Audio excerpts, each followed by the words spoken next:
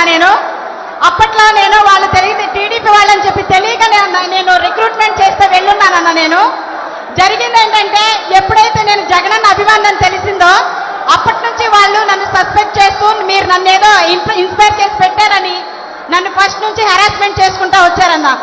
అక్కడికి టీడీపీకి సంబంధించిన నాయకులు కానీ ఆ సిఎస్ వేణుగోపాల్ కానీ చంద్రబాబు నాయుడు కానీ లోకేష్ కానీ బాలకృష్ణ కానీ ప్రతి ఒక్కరు హర్షవర్ధన్ అందరూ అక్కడ కూటమిలాగా ఉండేవాళ్ళు అన్న. అక్కడ ఉన్నప్పుడు అక్కడ జరుగుతుందంతా నేను చూస్తా ఉన్నానన్న. యాజ్ ఏ సిఎస్గా బీసీఎస్ రూల్ ప్రకారం ప్రతిదీ జరగాలని నేను ఉంటే ప్రతిదాన్ని అవాయిడ్ చేసి నన్ను సస్పెక్ట్ చేసి పక్కన పెట్టేశారన్న. పెట్టేసి ఏదో ఒక రకంగా నన్ను హెరాస్మెంట్ చేస్తూ నేను దొంగతనం చేశానని నా మీద దొంగతనం కేసు కట్టి ఎయిర్పోర్ట్ డైరెక్టర్కి నా మీద దొంగ కేసు పెట్టించారన్న. పెట్టించిన తర్వాత వేణుగోపాల్ అయితే నిన్ను ఎక్కడా ఉండనేను అని చెప్పి నాకు సవాల్ చేసి నా మీద వార్నింగ్ ఇచ్చున్నాడన్న.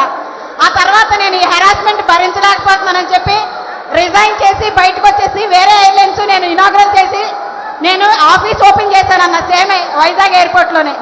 మీ మీద దాడి జరిగిన తర్వాత మేము ఉంటున్న అపార్ట్మెంట్ దగ్గరికి వచ్చి మేము ఉన్నామని ఎంక్వైరీ చేసి మా అపార్ట్మెంట్ చుట్టూ నెల రోజులు తిరిగారన్న.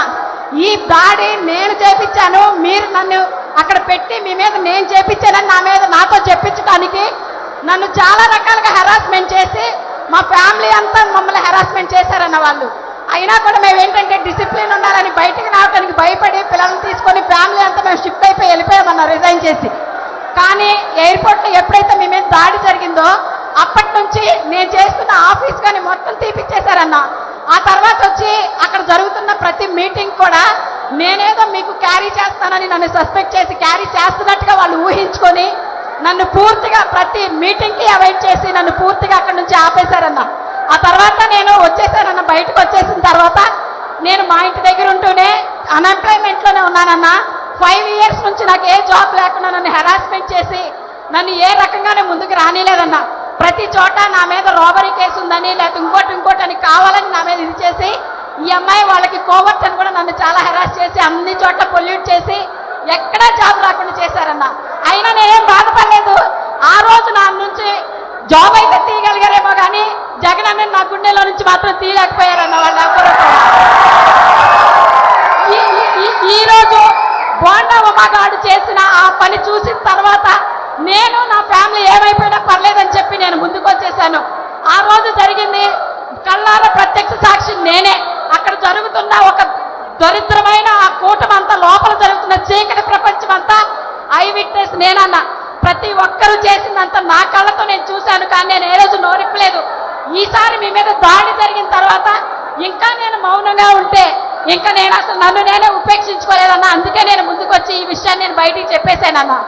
అంతేకాదన్నా బాండవ అప్పుడు మీకు మీ మీద దాడి చేయించినప్పుడు మీరు బస్సులో బాధపడుతుంటే చూస్తుంటే నా గుండెలు అవిసిపోయినట్టుగా నేను ఇంట్లో పడి ఏడ్చామన్నా. మీకేమన్నా జరిగితే భరించే ఓపిక అయితే మా దగ్గర లేదు. నిజంగా ఏది జరిగినా మీరెప్పుడు బాగుండాలి. మీ కాళ్ళ దగ్గర దరిదాపుల్లో కూడా ఎప్పుడు కూడా మహాకూటమైనా కూడా మీ దగ్గరికి రానియు. అందరు ఇస్తారి కొడతామని చెప్తామని తెలియజేస్తానా. మీరు బాగుండాలి. ఎప్పుడు మీతో కలిసి ఈ యుద్ధంలో ధైర్యంగా పోరాటానికి మేమంతా సిద్ధం అని చెప్పి మీకు తెలియజేస్తానన్నా. నేను మీ చెల్లినన్నా, మీరంటే నా పంచ ప్రాణాలన్నా. మీ అందరికీ మీరెప్పుడు బాగుండాలని దేవుడు కోరుకుంటానన్నా.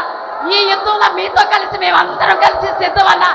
ఎంత అబ్యూస్ చేసినా మమ్మల్ని ఎంత బాధ పెట్టినా మాటలు చెప్పలేనంత విధంగా సోషల్ మీడియాలో మా గురించి పోస్టులు పెడుతున్నా కూడా మేము పట్టించుకోలే. మాకు కావాల్సింది మీరు. మీ గురించి మేము ఎప్పుడు అలాగే భరించాలనుకున్నాం. మేము పట్టించుకోలేదన్నా. మీరు బాగుంటారు. మళ్ళీ మీరే సీఎం అలా.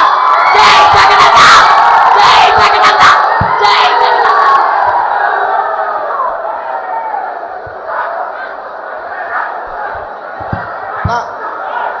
గుడ్ మార్నింగ్ అన్న.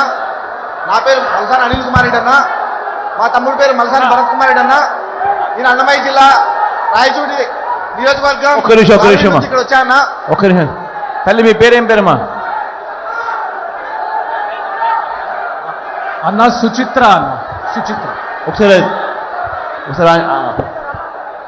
కేన్ ఒకసారి చిదానంద్ ఒకసారి అటాచ్ చేసుకోండి అన్నా.